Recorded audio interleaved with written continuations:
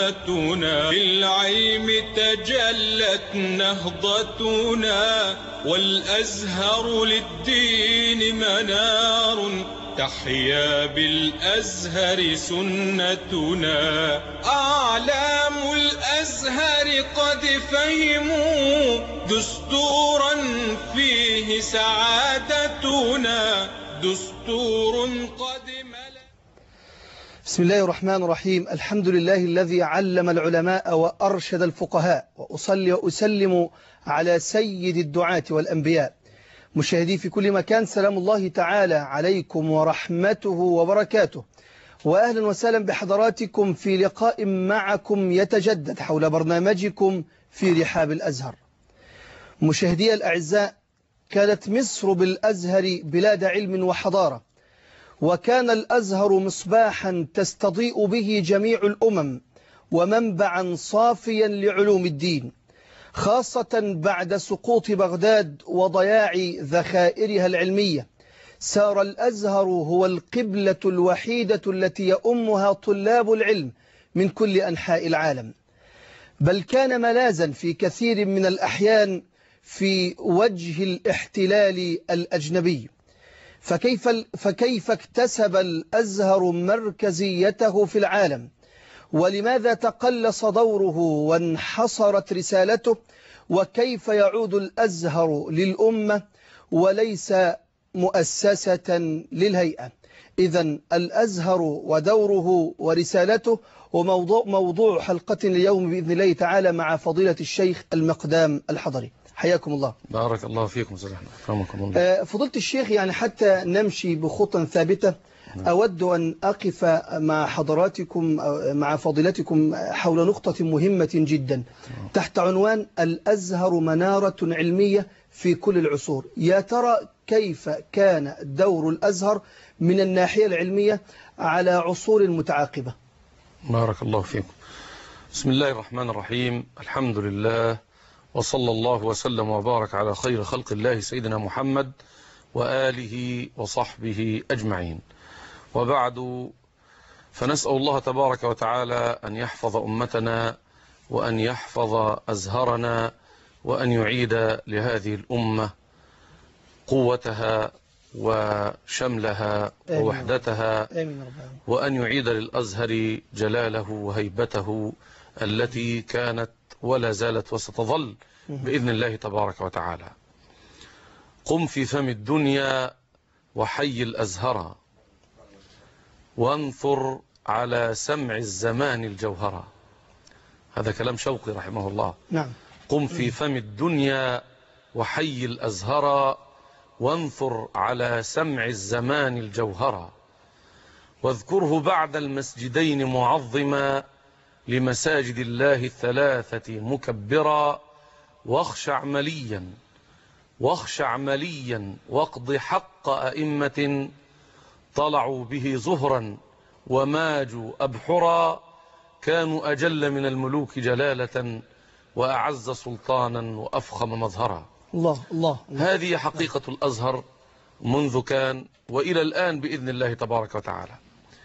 وأحب أن أعرج إلى نقطة قد تدور في أذهان البعض، وهي ما يمر بالأزهر من ضعف في بعض مراحله، وضعف الأزهر مع ضعف الأمة. نعم. الأزهر جزء لا يتجزأ من الأمة، فيعتريه ما يعتري الأمة، ويعتري الأمة ما يعتري الفرد. وسبحان من قال في كتابه: وهو الذي جعل الليل والنهار خلفة لمن أراد أن يذكر أو أراد شكورا. وقال سبحانه: هو الذي خلقكم من ضعف ثم جعل من بعد ضعف قوة ثم جعل من بعد قوة ضعفا وشيبة.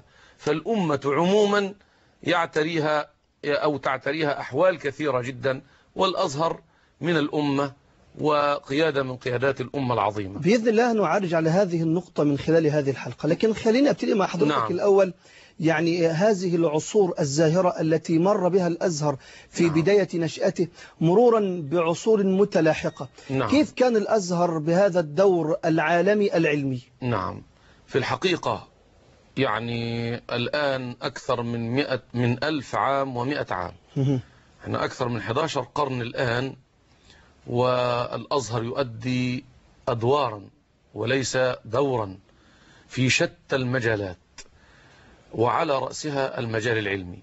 فيكاد يا أستاذ أحمد حقيقة باستقراء التاريخ يكاد الأزهر يعني هو الذي يشع نوره في ربوع الأرض من الناحية العلمية، هو المسؤول عن تعليم الأمة في شتى بقاع الأرض من أقصاها إلى أقصاها.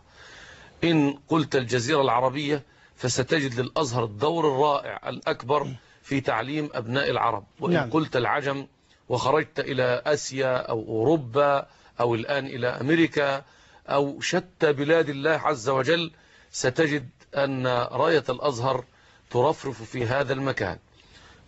يعني تخرج من الأزهر وسكن في الأزهر، وكانت الأروقة كما يعلم الكثير، كان الأزهر بيدخل الطلاب من شتى الدنيا يأكلون ويشربون وينامون ويتعلمون ويتخرجون إلى بلادهم ليحققوا قول الله عز وجل: فلولا نفر من كل فرقة منهم طائفة ليتفقهوا في الدين ولينذروا قومهم إذا رجعوا إليهم لعلهم يحذرون. وحتى إلى الآن بقيت الآثار موجودة، رواق المغاربة، رواق الترك، رواق الشام، رواق دول كانوا يبقى كلهم نايمين في هذا المكان، علماء أجلاء أكابر، ثم يعودون إلى بلادهم. هذه الحقيقة المؤكدة. ولك أن تتخيل مثلا إمام كبير كالإمام السيوطي، أو إمام عظيم كالإمام ابن حجر العسقلاني رحمه الله، هؤلاء الأئمة وأمثالهم الكثير والكثير، وشيخ الإسلام ابن تيمية طبعا جاء هنا، وشيخ الإسلام ابن القيم، كل العلماء كانوا يطوفون في كل مكان ويستفيدوا، وكان هذا المكان منارة.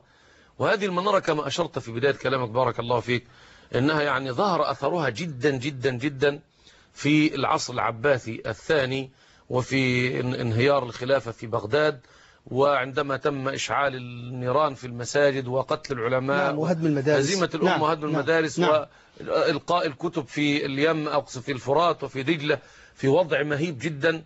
ففر العلماء بما معهم وبما في صدورهم، وأهم شيء العلم في الأزهر والعلم الإسلامي عموما يحفظ في الصدور وفي السطور. فلئن انتهت السطور وألقي بالكثير منها الكثير حتى كانوا يجرون بالخيول على الماء، لكن بقي رحل العلماء إلى مصر وجاءوا إلى الأزهر وعاشوا هنا.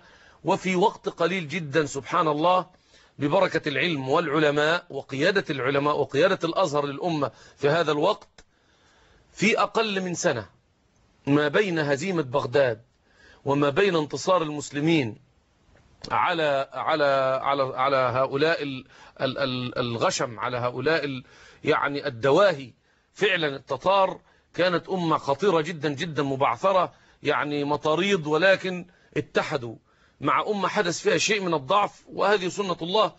فتجمع العلماء وكان كل هذا في الأزهر، وقادوا الأمة فعلا، قادوا الأمة خير قيادة. العز بن عبد السلام دول علماء الأزهر، تمام. سلاطين الأمة، كانوا أجل من الملوك جلالة كما يقول شوقي، كانوا أجل من الملوك جلالة وأعز سلطانا وأفخم مظهرا. كانت الملوك والرؤساء والأمراء وكل هؤلاء يهابون جدا علماء الأزهر وعلماء الأمة عموما. فالأزهر بالناحية العلمية والناحية الوعظية والإيمانية وتربية الأمة قاد الأمة قيادة علمية رائعة عبر التاريخ، ولم يكن تقريبا هناك أشياء يعني لها نفس القوة أو حتى قريب من هذه القوة في هذا الوقت.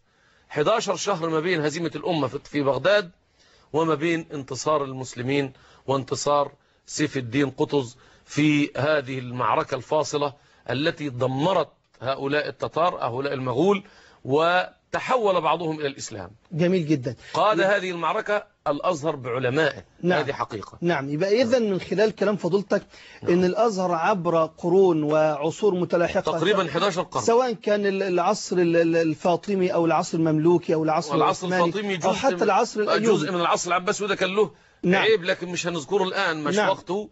يعني أسس الأزهر على إيه وتحول إلى إيه. هذا مراد الله لهذا المكان سبحان الله، أن يؤسس على المذهب الشيعي وعلى سب آل البيت وعلى كذا وبادعاء أنهم أتباع السيدة فاطمة، وهذا كذب علميا وتاريخيا.